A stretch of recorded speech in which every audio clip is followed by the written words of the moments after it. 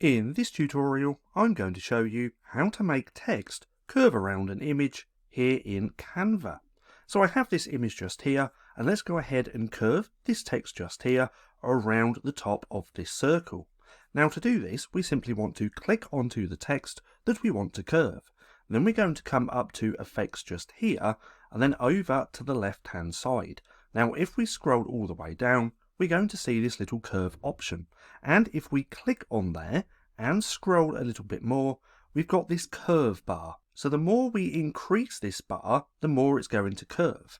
Now we could do that on the bottom as well, so let's actually just take this, move it up like that, let's duplicate this, move down to here and curve the opposite way.